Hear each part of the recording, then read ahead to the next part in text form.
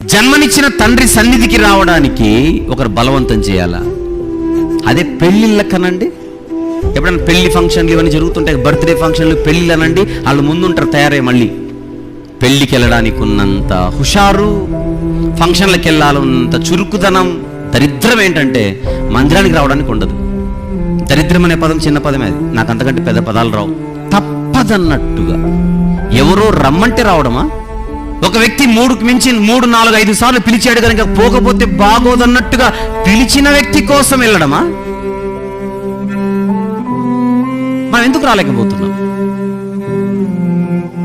మన కుటుంబాలలో ఉన్న అందరూ కలిసి ఎందుకు మందిరానికి రాలేకపోతున్నారు? ఎందుకు రాలేకపోతున్నారు? సూటి ప్రశ్న. అందరి కుటుంబాలకి ఇది వర్తిస్తుంది. ఎందుకు రాలేకపోతున్నారు? కుటుంబంలో ఉండే అందరు ఎందుకు రాలేకపోతున్నారు?